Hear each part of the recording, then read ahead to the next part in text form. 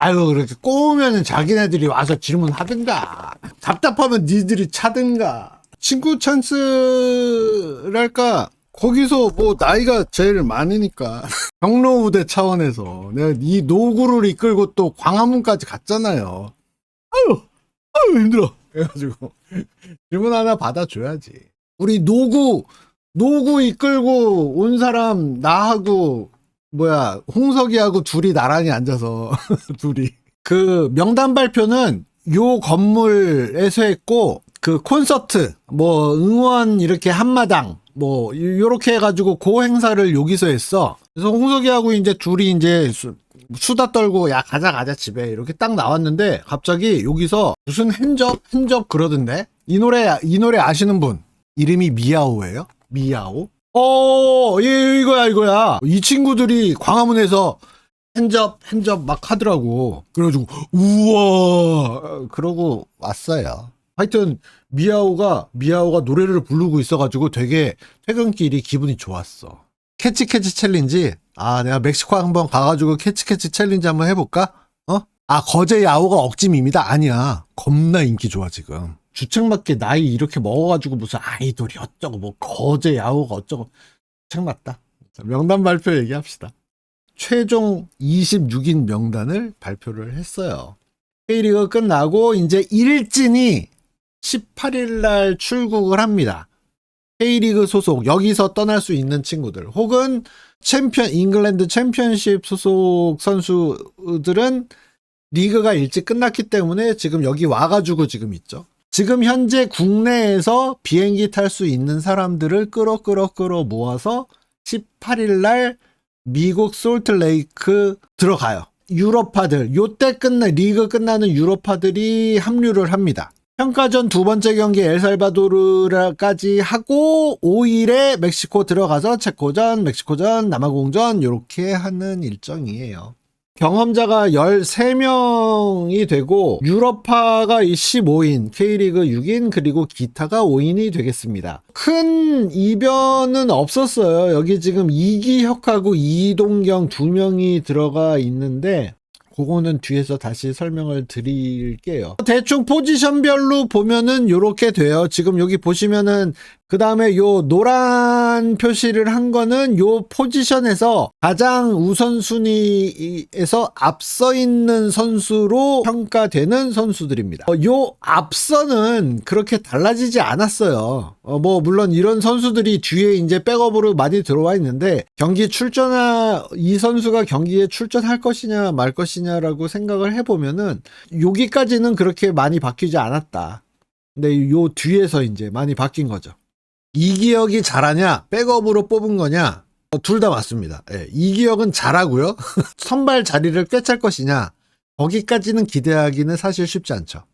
홍명보 감독과 울산의 인맥 막 이렇게 하는데 기본적으로 대한민국에서 특별한 능력을 갖고 있는 중학생이다. 이런 친구들은 대부분 다 K리그 유스로 가요. 전국 각지에 있는 재능을 입도 선매한단 말이야. 당연히 현대고 출신이 많고 오산고 출신이 많고 메탄고 출신이 많아요. 그 다음에 저기 전주도 있고 그러니까 빅클럽들이 갖고 있는 유스 출신이 당연히 많아요. 자, 다음 페이지 보시면은 여기서 관전 포인트는 일단 여기 맨 앞에 써 있는 대로 이제 이기혁과 이동경이 이 막판에 올라탔어요. 이기혁은 지금까지 뭐 대표팀과는 연이 그렇게 없었는데 홍명보 감독이 얘기했듯이 센터백 포지션에서 고민이 되게 많았고 센터백 포지션에서 K리그에서 가장 폼이 좋은 것으로 평가되는 이기혁이 한 자리를 꽤 찼습니다.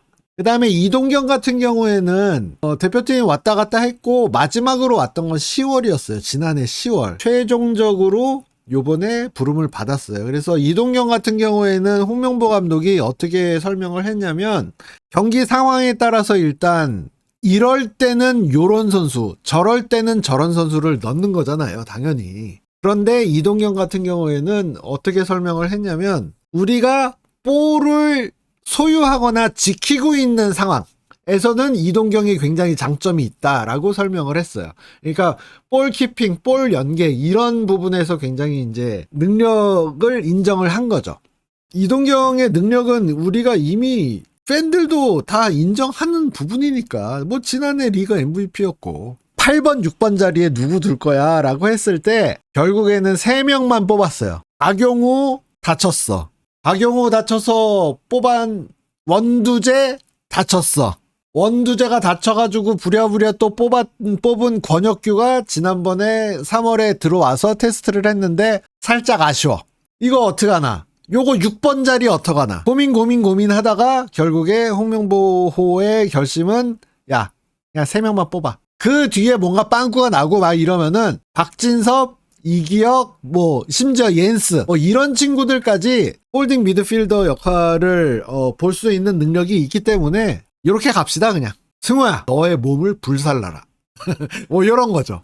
그래서 결국에 중앙 미드필더 전통적인 중앙 미드필더는 요 3명으로 갑니다. 진짜 위기 상황이 닥쳤을 때는 이렇게 가면 된다. 여기 보시면은 이제 카타르 월드컵 4선 중에 4선이라 하면 이제 센터백과 풀백 혹은 윙백을 말씀을 드리는 건데 카타르 월드컵에서 지금 김민재, 조유민, 김문아 딱 3명만 살아남았더라고요. 보니까 이거인 즉슨 맨 앞자리 공격 뭐 요런 포지션에서는 그래도 한국이 계속 꾸준히 확실하다고 말할 수 있는 카드가 있는데 요 센터백하고 풀백 자리는 이게 우리가 맨날 고질병 그러잖아요. 이렇게 숫자로 드러나더라. 한 대회, 한 월드컵을 출전을 하고 그 다음 월드컵까지 출전할 수 있을 만큼 확실한 선수가 요 4선에는 아직 좀 부족하다. 김민재, 조유민, 김문환 3명 중에서도 유럽파는 지금 김민재 1명밖에 없으니까 최근 들어서 부쩍 소위 축투버들의 이제 뜨거운 지지를 받아가지고 홍명보호에서는 결국 이승우를 위한 자리는 없었어요. 이미 유럽에서 뛰고 있는 선수들조차 조커로 지금 양보를 해야 되는 상황에서 K리그에서 있는 선수가 야물딱지게 딱 이 자리를 차고 들어간다? 쉽지 않죠. 알순에나 이스타에서 이승우를 입중계 섭외하면 좋을 것이다. 알순에랑 이스타를 회사를 팔아도 이승우의 개런티를 맞춰주지 못해요. 계속 말씀드리지만 이승우는 스타예요. 그렇게 쉽게 안 가 아무데나. 최소 지상파가 돼야지만 개런티를 맞춰줄 수 있어요. 황인범 같은 경우에 지금 닫혀있는 상태인데 왜 뽑았어요? 라고 물어봤더니 심폐기능 확인했더니 멀쩡하다. 다른 선수들보다 좋다 심지어.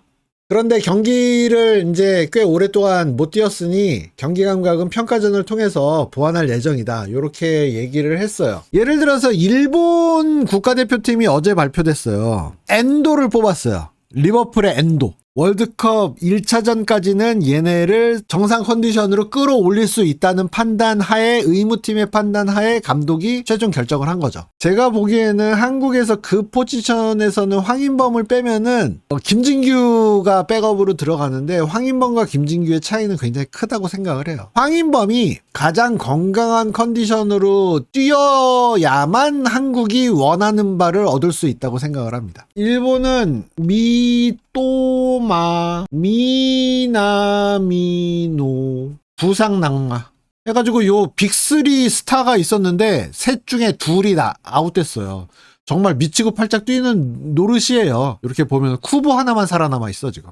그리고 이제 여기 또 한 명이 화제가 된 게 이제 모리따는 그냥 낙마. 재성인의 팀 선수한테 밀렸어. 한옥 하이슈한테 밀렸어. 최종 명단 26인만 봤을 때 전력 누수가 어느 쪽이 그냥 일본이 훨씬 커요. 한국보다는.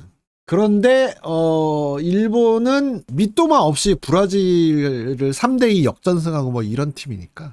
우리는 황인범 없으면은 한숨이 진짜 깊게 나오는데 일본은 뭐 물론 한숨 같이 나오지만 밑도마가 없어졌다고 일본의 축구 국가대표팀 이 전력이 드라마틱하게 떨어지냐? 그러진 않아. 우리나라 예를 들어서 이강인 한 명 빠진다. 끝난 거야 그냥. 월드컵 그냥 그냥 포기. 그런데 일본에는 그런 선수가 없어요. 얼마든지 커버가 가능해요. 그게 이제 일본과 한국 축구의 뎁스 차이가 나는 거죠. 이렇게 돼 있습니다. 이제 황인범은 그렇게 됐고, 그 다음에 미드필더 중앙 포지션, 수비 포지션에 고민이 많았다. 1순위 홀딩 미드필더인 박용우가 날아간 부작용이죠. 이런 게 뒤에 있는 선수들도 다 날아가고 해가지고 결국에는 미드필더 중앙 센트럴 미드필더는 3명 플러스 다른 포지션에 있는 선수 중에 필요하면은 데리고 오는 걸로, 그래서 멀티 능력을 중시했다. 이번 대회는 변수가 굉장히 많은 대회다. 그래서 출장국 수가 증가를 했고, 이동거리, 기후, 시차, 그 다음에 경기를 운영하는 방식까지 굉장히 많은 변수가 있기 때문에 이 변수에 어떻게 대처하고 통제하는지가 굉장히 중요하다라고 이야기를 했습니다. 목표는 뭐냐? 했더니 좋은 위치로 32강에 가는 게 1차 목표다. 뭐 8강이다, 16강이다 이렇게 얘기하지 않고 좋은 위치로 32강에 가는 게 1차 목표. 뭐 가장 1차 목표 100% 달성하는 거는 조 1위로 올라가는 거겠죠. 조 1위로 올라가면은 다른 조에서 3위로 올라오는 팀하고 붙어요.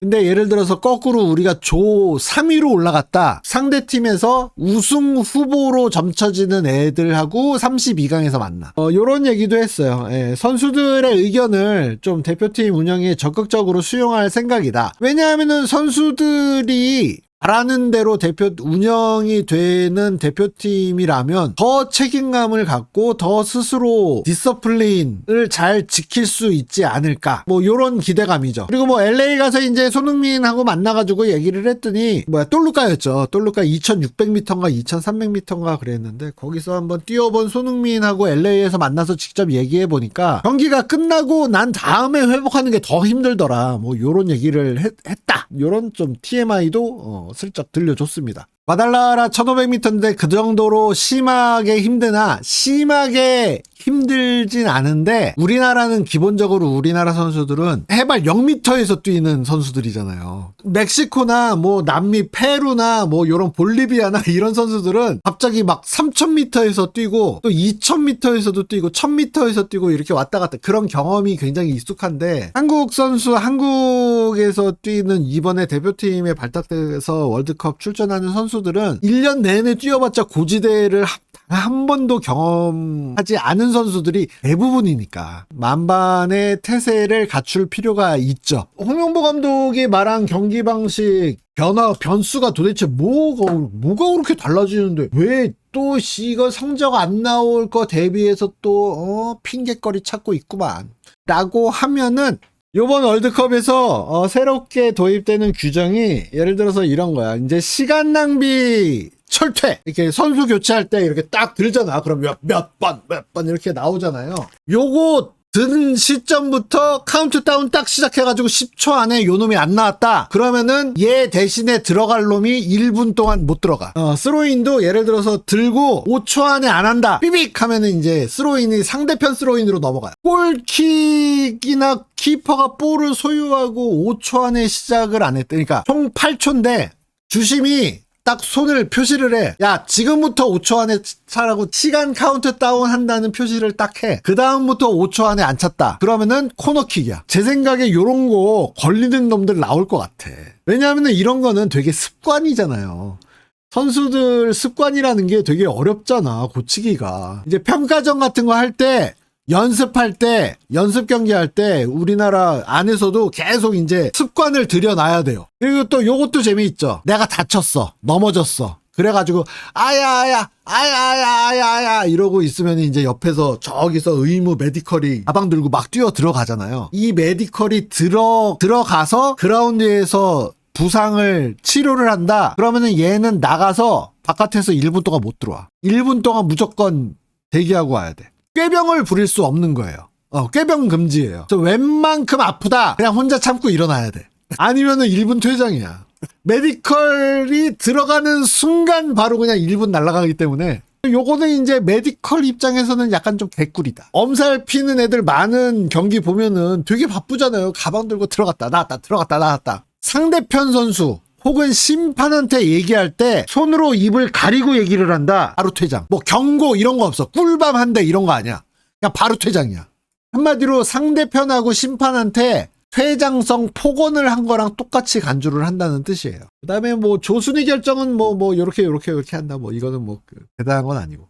지금 얘기를 들어봐도 되게 빡빡하네라고 우리도 그렇게 느끼는 건데 선수들은 얼마나 더 빡빡하게 큰 변화로 다가오겠어요, 이게. 예전 시간에도 계속 자주 말씀드렸던 것 중에 하나가 뭐냐면은 카타르 월드컵하고 북중미 월드컵하고 차이가 너무 커요. 모든 팀이 동일 조건이었어요. 모든 팀이 동일 환경이었어. 어디 베이스 캠프는 좋은데 뭐 어디 쟤네 숙소는 좋은데 우리 숙소는 뭐 굳이 이런 거 없어. 한 경기 끝나고 우리는 또 비행기 타고 옆 도시로 날아가야 되는데 저 새끼들은 여기서 계속하고 이런 거 없어. 모든 팀의 훈련 환경과 이 경기 이동 이런 게 최상급이었어요. 역대 월드컵 사상 다 통틀어서 최상이었어요. 그랬기 때문에 요때는 축구 실력 하나만 갖고 쇼부를 칠 수 있었어. 그런데 이번에는 아니에요. 축구를 내가 아무리 잘해도 장거리 이동하느라고 힘 빠져. 기후 달라져서 힘 빠져. 시차 달라져서 힘 빠져. 경기장 바깥에서 기름이 줄줄줄 새는 거야. 누수되는 에너지를 어떤 팀이 가장 최소화할 수 있느냐도 대회 성적에 적지 않은 영향을 끼칠 수 있다라고 생각을 해요. 어떤 팀들이 이런 에너지 누수를 최소화할 수 있느냐? 돈 많은 애들, 해본 적 많은 애들, 요런 애들, 월드컵에 뛰어본 적 있는 애들, 원래부터 축구 강국이라서 지원이 끝내주게 빵빵한 팀들, 요런 팀들은 에너지 엉뚱한 데서 길바닥에서 힘쓰는 일이 별로 없겠죠. 그런데 뭐 월드컵에 처음 나왔어. 우리 팀은 돈이 없어. 그래가지고 막 손빨래 해야 돼. 손빨래 해야 되고. 요런 팀들 북중미 월드컵에 나와서 이변을 일으킬 수 있을까? 내가 보기에는 불가능하다. 다행히도 우리나라는 이제 월드컵에 지금 단골 손님이잖아요. 월드컵에 빠진 적이 거의 없는, 전 세계적으로도 손가락 안에 꼽을 수 있는 월드컵에 풍부한 경험을 갖고 있는 국가이고, 그 다음에 이제 스포츠 과학도 예를 들어서 뭐 아프리카나 요번에 월드컵 처음 나오는 애들 있잖아. 막말로 요르단보다 우리나라가 잘할 거 아니야. 이런 거. 그런 면에서는 한국이 좀 예를 들어서 같은 조에 있는 A조에 있는 남아공하고 비교를 하면은 남아공보다는 우리가 잘하겠지. 요런 거. 그리고 아시는 것처럼 카타르 월드컵도 그렇고 아시안컵에서도 그렇고 엉뚱하게 우리가 이것 때문에 졌잖아. 에너지 누수가 있었잖아요, 우리가. 그러니까 그런 거에 대한 경험이 또 생생하게 살아있는 팀이기 때문에 그런 것도 협회가 알아서 다 준비하고 계실 것이다 라고 믿고 싶다. 그리고 결국에는 90분 내내 고강도 유지 가능한 체력이 관건이다. 이걸 내가 오늘 다시 한번 뼈저리게 느꼈습니다. 왜냐? 광화문에 딱 나갔어. 겁나 더워. 앞에서 아이씨 요번에 북중미 월드컵에서 선수들이 더 덥고 더 뙤약볕에서 뛰는 거잖아. 이거 볼 잘 차고 나발이고 다 필요 없겠다. 무조건 90분 내내 개같이 뛸 수 있는 애들이 이기겠구나. 제 차 광화문에서 깨닫고 왔습니다. 겁나 더워. 남아공을 너무 무시하는 건 아니냐. 남아공은 물론 남아공이 우리나라를 이길 수도 있지만 객관적으로 봤을 때 남아공은 월드컵 요번에 나오잖아요. 걔네 똥인지 된장인지 구분 못할걸 잘?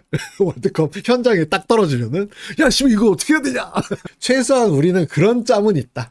오늘 준비한 장표는 여기까지고요. 김문환 선수, 김문환은 경험 많은 선수죠. 굉장히 든든한 백업이라고 생각을 합니다. 우선순위에서는 설령우에게 밀려서 사실 설령우에게 큰 문제가 벌어지지 않는 한 김문환이 충분한 출전 시간을 받지는 못할 것 같아요. 그럼에도 불구하고 아까 말씀드린 지금 5명 교체고 없고 힘들고 막 이러잖아요. 그러니까 다른 대회보다는 그래도 출전 시간을 한 1분이라도 받는 선수들이 그래도 많겠죠. 예를 들어서 이태석이 고장이 났다 하면은 설령우가 왼쪽으로 가고 여기에 김문환이 라이트 윙백으로 선발 출전할 수도 있겠죠. 체코가 오스트리아보다 그거는 너무 주관적인데 체코도 당연히 뭐 만만한 팀은 아니겠죠. 그런데 이제 우리나라가 지금 평가전에서도 그랬고 과거 월드컵 경험상에서도 그랬고 가장 막기 어려워하는 유형의 상대편 공격수가 있잖아요. 근데 딱 그런 유형의 공격수가 체코에 있더라고. 젠장! 크고 빠르고 결정골 좋은 애가 있더라고. 체코에. 정답입니다. 파트릭 시크. 그런 놈의 가장 무서운 이유는 89분 30초 동안 잘 막아도 나머지 30초 동안에 벌어진 프리킥 한 방으로 그냥 뚝배기 하면은 그냥 한 골 먹는 거니까. 선수 다 좋아요. 세코도 좋고 멕시코는 뭐 홈 어드밴티지가 어마어마하게 강력한 팀일 거고, 예를 들어서 멕시코는 야 너희 개최고 파티해, 0대1로 져줄게. 그 다음에 남아공 얘네는 뭐 예를 들어서 1대0 1대0 하면은 2승 1패 해가지고 6점이면은 요거 1위 올 세컨드거든요. 요렇게 되면 요런 게 이제 굉장히 행복한 상상인 거죠. 1승 2패 32강 통과 가능한 거냐? 가능합니다. 지금 보면은 조 3위까지 올라갈 수 있잖아요. 48개 팀, 요게 12조 곱하기 4팀이잖아. 조 1위, 2위, 24개 팀이 32강에 올라간다는 거지. 그러면은 32 빼기 24 하면 8팀 남잖아. 조 3위 12팀 중 상위 8팀이 먼저 올라가 있는 조 1, 2위 24개 팀하고 같이 해서 32강에서 만난다는 거지. 조 3위 12개 팀 중에 상위 8개 팀에 오르려면은 승점이 도대체 몇 점 정도나 돼야 되냐? 3점이면은 대충 세이프다. 코리아가 책한테 0대5로 발렸어. 멕시코한테도 0대4로 또 발렸어. 남아공한테 우리가 1대0으로 이겼어. 이렇게 되면은 이제 3점이잖아요. 골득실이 마이너스 8점에 승점만 3점이다. 이러면은 불가능. 근데 예를 들어서 뭐 우리가 1대0으로 졌어. 여기도 1대0으로 졌어. 그 다음에 남아공 1대0으로 이겼어.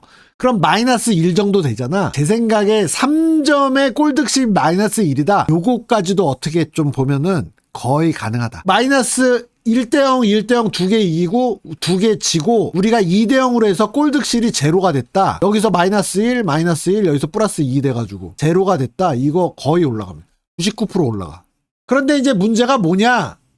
이렇게 해가지고 조 3위로 올라가잖아. 우리가 32강에서 누구를 만나게 되냐? 내가 조 3위의 경우의 수가 2개 있어요. 근데 첫 번째가 2조 1위하고 붙어. 독일이야. 혹은 에콰도르야. 그 다음에 경우의 수 두 번째로 올라가잖아. 그러면 G조 1위랑 붙어요. G조 1위가 누구냐? 벨기에야. 32강을 조 3위로 올라갔다. 그냥 32강에서 짐 싸면 된다. 우리가. 그렇게 생각하시면 돼요. 조 1위로 올라가면은 다른 조에서 조 3위로 올라오는 애들하고 만나요. 멕시코에서 계속해. 미국으로 안 가. 근데 조 2위다.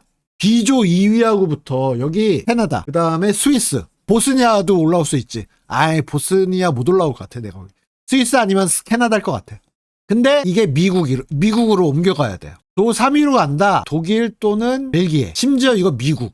그러니까 조 3위는 사실 최악이에요. 그래서 대한민국이 어떻게 올라가야 되냐? 3전 전승. 그러면은 막 32강, 16강 이럴 때까지 계속 멕시코에서 해. 3전 전승이다. 저의 이제 개인적인 바람은 상남자 축구 한번 하고 오자. 인생 뭐 있냐? 야, 둘 중에 하나 해라. 3전 전승 아니면은 3전 전패. 뭐 애매하게 막 1승 1무 야야야 상남 야 필요 없어. 3전 전승 조율이 돌파 아니면 3전 전패 강탈. 요렇게 극단적으로 나와야지 내가 일하기가 편하다. 애매하게 나와서 의견 또 갈리면은 요거 참 애매하다. 우리 요번에 상남자 축구 한번 하고 오자. 지난 시간에 여러분한테 의견도 여쭤보고 했는데 뭐 어떤 성적이면은 홍명보 감독이 세이프냐 뭐 이런 거 말씀 이렇게 의견 청취했잖아요. 뭐 9점이냐 0점이냐 둘 중에 하나 해라 이런 건 너무 극단적인 농담이고, 제가 제일 이렇게만 안 되기를 바란다라는 게 결과가 나왔는데 협회에서 보기에는 괜찮았네 요렇게 보여. 대중이 보기에는 망했네 애매한 결과 있잖아요. 협회가 보기에는 아니 이게 왜 망한 거야? 야 무슨 월드컵이 무슨 전국체전도 아니고 월드컵이야. 정신 차려. 이 정도면 잘한 거야. 이렇게 이런 결과. 대중이 봤을 때는 야 망했어. 야야 다 잘라. 다 사퇴. 막 이렇게 양쪽에서 봤을 때 전혀 다른 모양으로 보일 수 있는 결과 나오는 거. 내가 제일 두려운 시나리오다 이게. 32강 정도도 홍명보 감독 위태롭지 않나 싶어 솔직히. 물론 내용 32강에 갔는데 32강에서 0대5로 쳐발리고 왔어. 경기 대회 끝나고 방송 켜니까 레드재민이 막 갑자기 막 라방에서 담배 피면서 여러분 지금 대표팀 안에서 무슨 일이 벌어졌는지 아세요? 나 참 이런 거 또 하나 터트린다. 그럼 이제 날아가는 거지. 그런데 32강에 갔는데 예를 들어서 아까 독일하고 1대1 연장전 승차해서 막 졌어. 막 흥민이 울고 막 한국 관중들 다 울고 막 한국 관중들 괜찮아 그러는데 막 저기서 또 강인이 막 울고 막 가슴 찡하고 요러면은 세이프다 또. 제가 제일 원하지 않는 결과가 32강이야. 너무 애매해. 뭐 응원하실 분들은 응원하시고 2년 동안 쉼없이 욕을 해왔던 분들은 아니다. 욕하고 싶으면 욕해야지 뭐. 대회 중만이라도 조금 자제해 주시기 바랍니다. 이런 거 되게 의미 없잖아요. 그냥 여러분 그냥 마음대로 하세요. 어쨌든 월드컵이 한 달 앞으로 다가왔습니다. 그 유튜브 채널들도 결국 그거를 원치는 않을 것 같아요. 깔 건 다 까고 입중계한다. 그러니까 그것도 되게 좀 이상하잖아.